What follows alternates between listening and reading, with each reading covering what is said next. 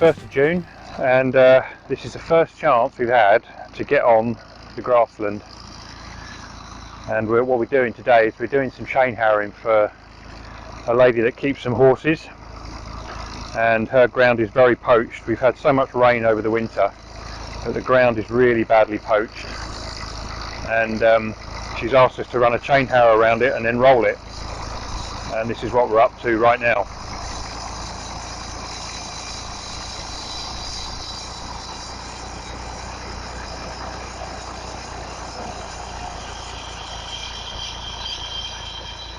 So you can see here how badly it's poached with the hooves in the wet weather, and you know, horses are quite bad for this. They're not anywhere near as bad with cattle. Where cattle stand and feed, it's bad, but with horses it generally tends to be the whole paddock is marked with hooves wherever you go, and where it's been really bad, of course, we've got no grass growing. The idea is to break the tops of the clods, or the peaks of the valleys, if you like, where the hooves have been, and break up the top so that that falls in the holes, and then at some point we will roll it in and try and flatten the ground a little bit. That's the plan. And as I say, the weather has been so bad. I think on the news the other day it actually said something like, I think the last week we had of settled weather was January, and today is the 1st of June. With just nothing but rain. We did have an opportunity to get it on there a few weeks ago, but we were both busy and we couldn't get down here to do it. Yeah, this is the first opportunity we've had, really, and today it's like 14 degrees and it's the 1st of June, but at least it's not raining, and it hasn't rained for a few days. Not significant rain anyway.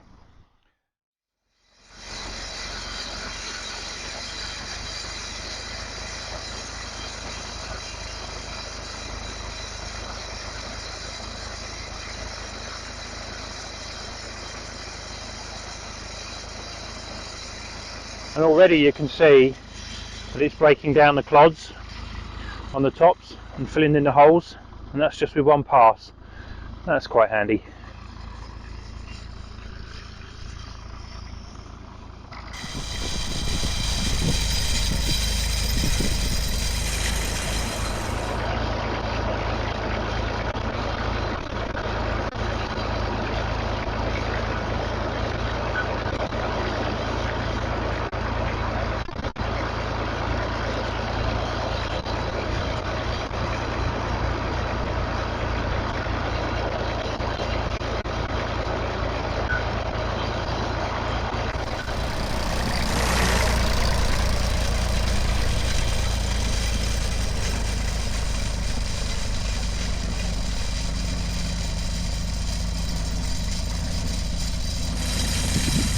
Here overhead we've got Spitfire going over.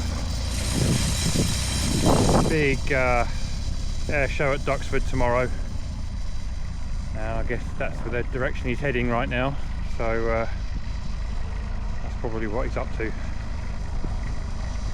So yeah, nice little period scene. 47 tractor, 1940s aeroplane. Not that I could get it on camera, but yeah, that's quite good. It's still a bit wet in the middle here. It's just sort of dragging mud around really at the moment, or very soft soil at least. It's not actually muddy as such, but we're going to roll it in a little while, so we'll see if that brings it down a bit better. It's doing quite a good job. On the back, I should have said, we actually got a set of chain harrows. The chain harrows are what are used on grassland to condition the grassland. And what they're designed to do is dig up any rubbish that's in the bottom of the roots there, just under the bottom of the plant. Take out any moss, just drag that to the surface so it sort of dies off. And also, if you've had livestock on the ground, then it also drags the manure around as well. So obviously when you've got something like a cow or a horse, it will leave a pile of manure. And if you don't move it, it sort of like all the grass grows around it. But if you drag the harrows through it, then that spreads the manure around the field, and it sort of helps to fertilise the field. So that's the idea of a set of chain harrows. Generally use them in the spring, and not usually using them in June, but The weather, as I say, has been such that we just haven't been able to get on it. Everything's been so sodden wet and flooded, we just cannot get the tractor anywhere near it. So this is doing a good job.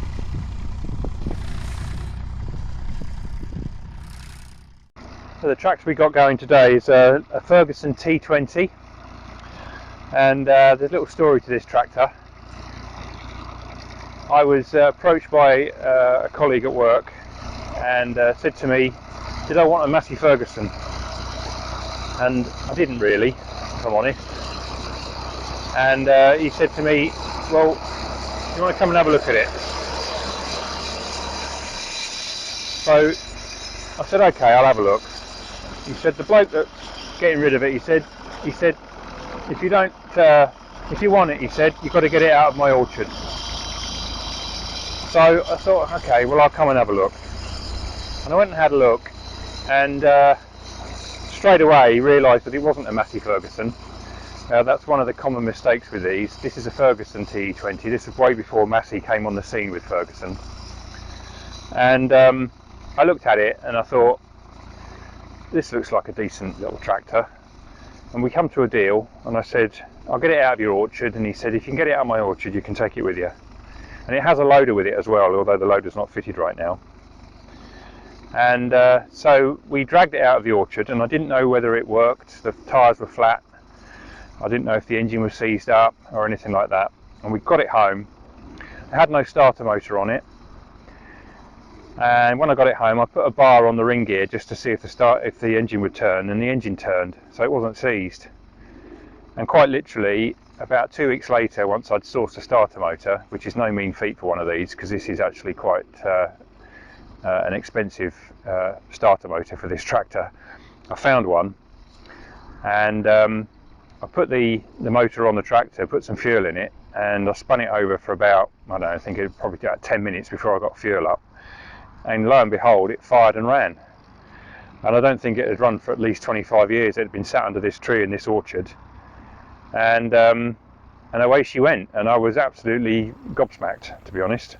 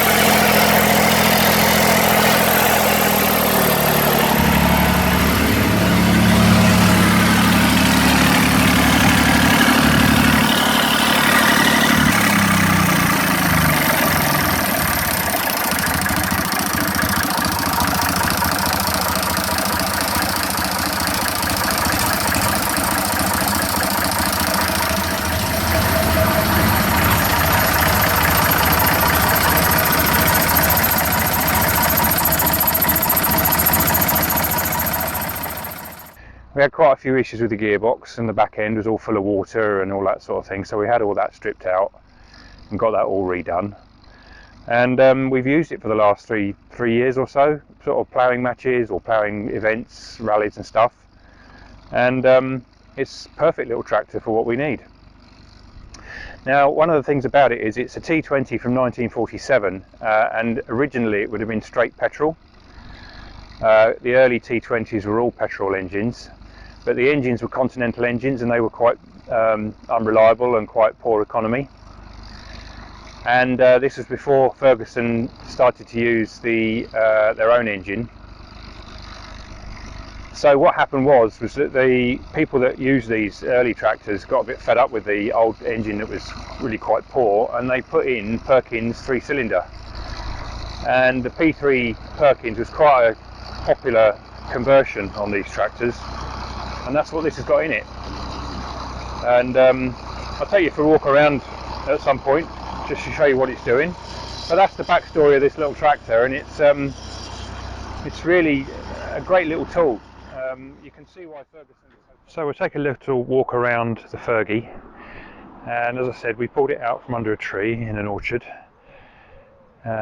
Effectively put some diesel in it, spun it over for about 10 minutes, and away she went.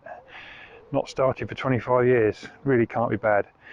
It's got various shades of paint on it, some yellow, some red. The correct colour is grey, hence grey Fergie. People paint them red believing that they're Massey Fergusons, but they're not. They're actually Fergusons. They were Ferguson's UK tractor, and I might have explained before on the channel that it actually is a Ford design with the Ferguson system in the back. But nonetheless, this was the English built Ferguson, built in Banner Lane in Coventry between 1946 and 1956-57, something like that, when Ferguson merged with Massey Harris and became Massey Ferguson. It was originally a petrol powered Continental engine, straight petrol. They were unreliable, not very powerful, so they got swapped out a lot of the time for Perkins P3 diesels, which is what we've got. And not sure of the age of this one, I've not actually dated the engine, but I believe it was an original farm conversion rather than a recent one in recent decades. I think it was quite an early one, because the starter motor on it is actually the old version starter motor, which is the big heavy CAV starter motor, held on with some big heavy straps. It's a humongous. The starter motor is nearly half the size of the engine, and the early ones all had that, so I think it's an early P3. Little thin wheels on the front, standard Ferguson, 1128 wheels on 28 tyres on the back, again pretty standard for Ferguson. Ferguson system, we have the 3-point linkage, and we've also got loader brackets for the back, because this has got a loader, and it's a hydraulic loader that we have. The bucket is rotten, but everything else works. I've got the cylinders for it, but we've not got it fitted because it's a bit of a pain to get on and off the tractor with the loader in place. We've also got this tow hitch, which is a bit of an unusual conversion or option that was available.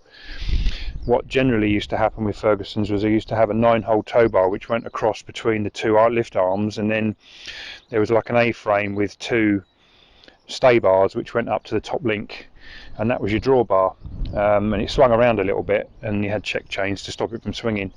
This drawbar is a fixed drawbar. I can't remember the name of the manufacturer, but yeah, it's quite a good thing to have on this, because you've got a fixed drawbar then. It's got a category 1 PTO, very small PTO shaft, so only good for running equipment that have got the equivalent PTO female. You could get a conversion for that to make that up to a bigger spline, the more modern size. And the age number, the number plate is age related, so we didn't have a registration for it. I had it registered for the road, and this is an age related plate for 1947, and I think it's a Scottish registration, TXS 346, but we wanted to use it on the road so we can take it to shows and events on the road and actually properly use it. For cold start, we've got the gas pump, and that was basically connected to the diesel tank.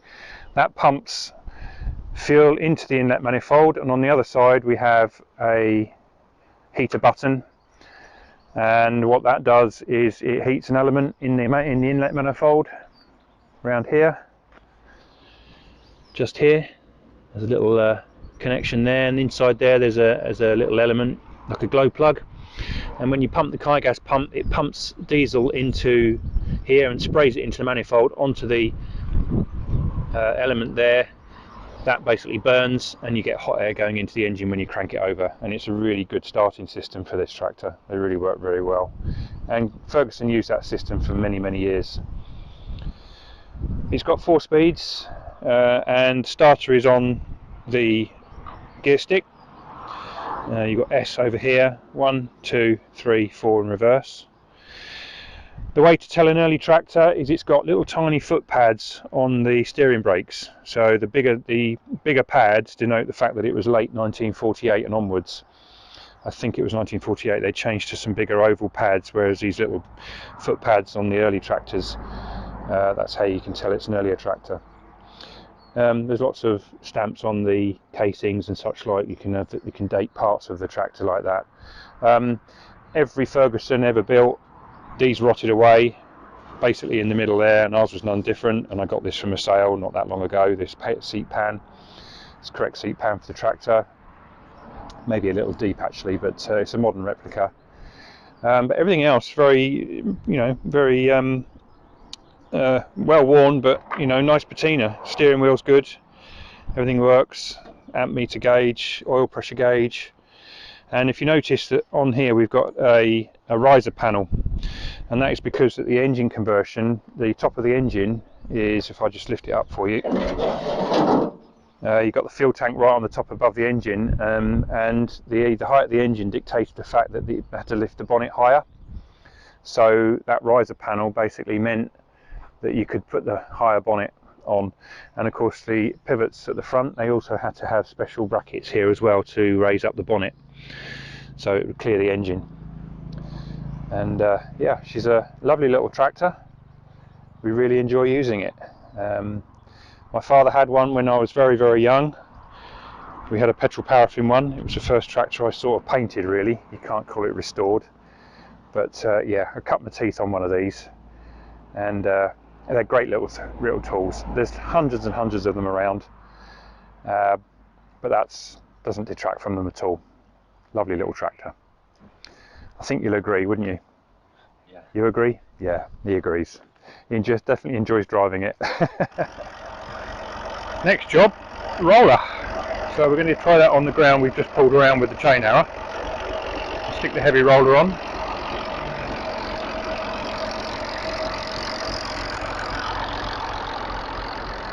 So quite a narrow roller, it's not as wide as a tractor, which means we've got to go around a few times.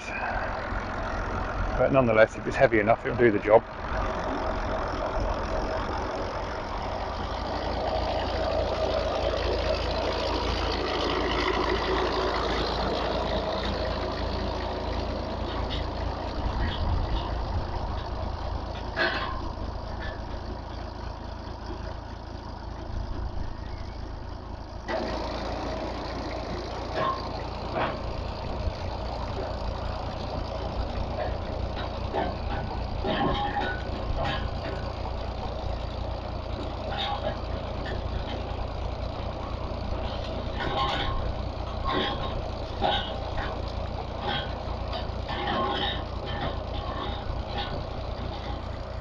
So what we've done now is we've put a set of smaller harrows on to do this little walkway, because the other harrows were a bit too big to get down here. We could probably go down the walkway, but we couldn't turn around at the end. So it's a little tiny set of harrows that we're just going to use to try and break down this this walkway here. And it seems to be working quite well, where we've got dry tops and it's breaking the tops off and filling the holes in. It's never going to be perfect, I don't think. Need a bit of a heavy field roller really to finish the job, but we haven't got one of them. The roller we've got is quite light. I can actually push it around myself, so it's not that heavy at all. But nonetheless, it's breaking it up.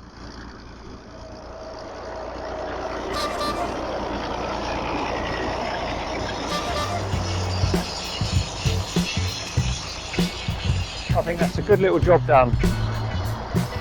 Thanks for watching. Hope you've enjoyed our little afternoon's escapade in the field. Please like and subscribe if you want to keep up with what we do. And we'll catch you on the next one. Thanks again, and see you soon. Bye for now.